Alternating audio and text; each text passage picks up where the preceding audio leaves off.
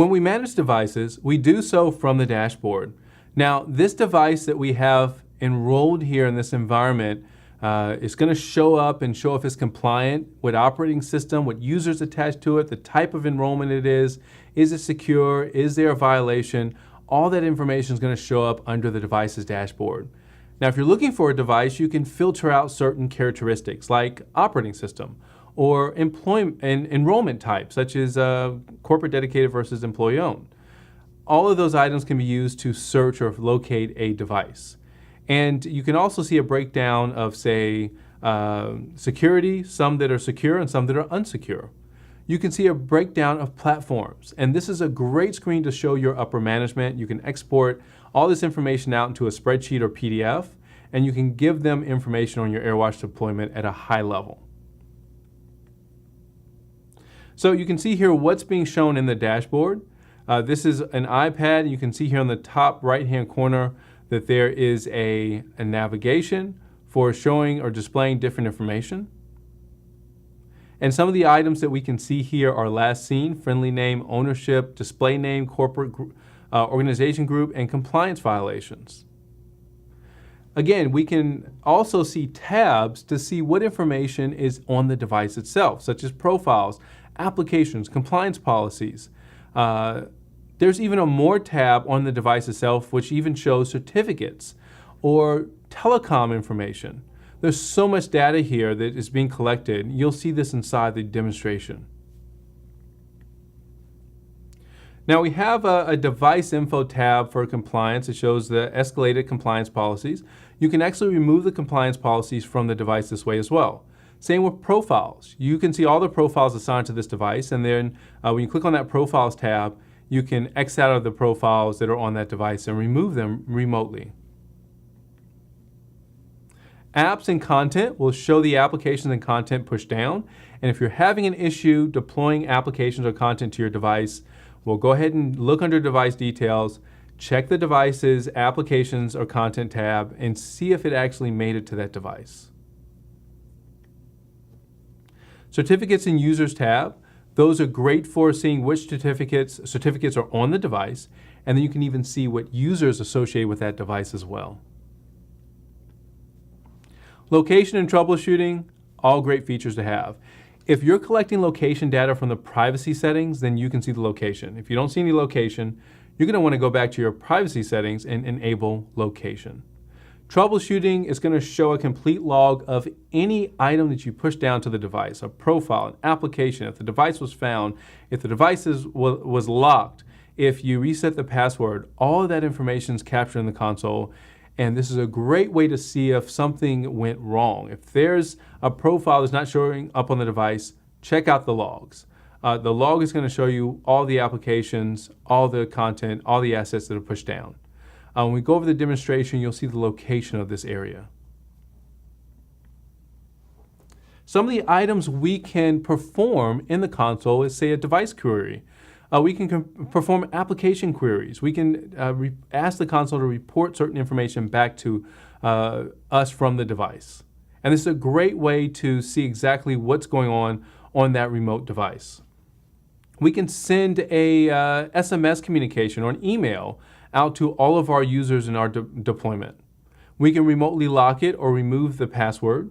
We can also access a more menu that has a little bit more capability. We can, depending on the platform, we could remote into that device. We could clear certificates. We could actually run an Android device and Windows device over AirWatch Cloud Messaging, AWCM.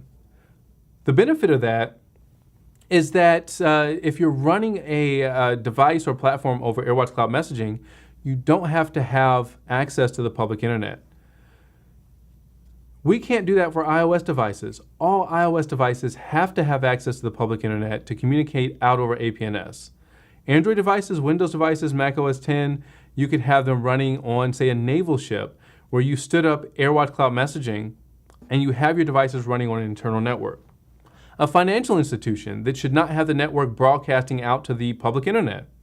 Stand up AirWatch Cloud Messaging, utilize Android devices. All of your communication will be internal. It won't leave your internal network. All right, so we have a couple of features that you should absolutely be aware of. I mentioned earlier enterprise wipe. Remove that device from AirWatch if it's not secure. You can always enterprise wipe your device. Device wipe should be done very sparingly. We want to make sure that you do not erase sensitive information. If that device is totally lost or gone, stolen, unrecoverable, go ahead and do a device wipe just to get personal information off the device. Syncing device. This is going to compile all resources. If you have profiles waiting to be sent because the device was not on network, if you have applications that are waiting to be pushed down, maybe their data connection was too slow to push it down, you just jump back on Wi-Fi, you can do a sync device. It's going to go ahead and try to push that application down again. If you want to make sure that you can remove devices that are no longer managed in your AirWatch environment, then you can use the unmanaged device wipe protection, and you can prevent the device from being accidentally wiped in the console. So what we want to do is make sure that you check out the unmanaged device wipe protection, and you'll be able to see that you can just turn off the device wipe for certain platforms and for certain administrators.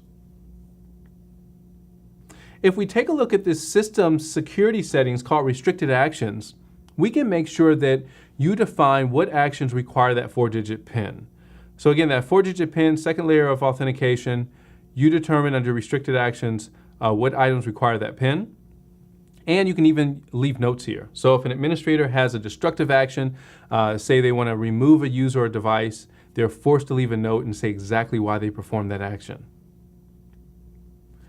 The AirWatch hub is in the console, is front and center, the top of the left-hand navigation. You're going to see your analytics here. You're going to see a bird's eye view of your entire environment. You're going to be able to see all of your console events here. Every item that your administrator pushes out, you're going to see all your device events, and you're going to see a breakdown by platform, violations, unencryption, content. All of your assets are going to be located under this one location in the console.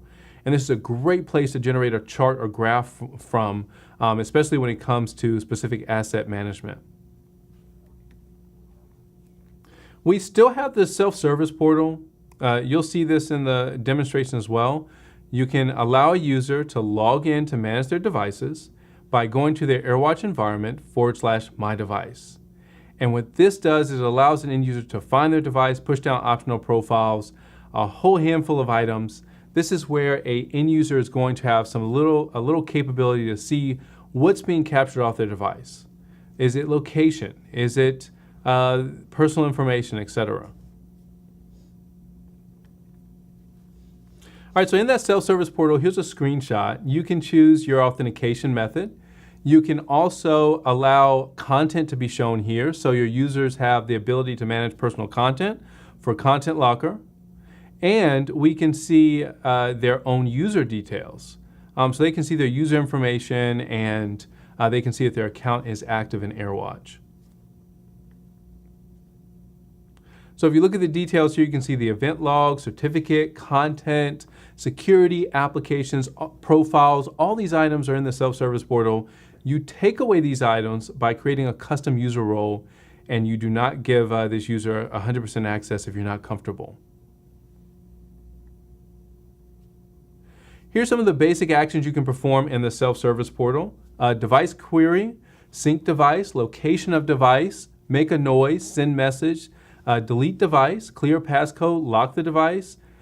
Lots of information here. You can take these one by one, take away them one by modifying the user's user role. All right, so as a review here, what's the difference between a device wipe and an enterprise wipe? Device wipe is a factory reset. Enterprise wipe is totally safe. It's just going to be a remove this device from management from AirWatch. It will put the device back the way it was before it enrolled, and it's welcome and it's free to enroll again once the user has fixed the issue. All right, what data can be seen on the AirWatch Hub page of the console? That's a long list, but a few key areas are certificate expiration. You can see that from the hub. Platform broke down. You can see a list of all of your platforms that are enrolled. applications, content, profiles, any attributes you add to your device are going to be shown here as well.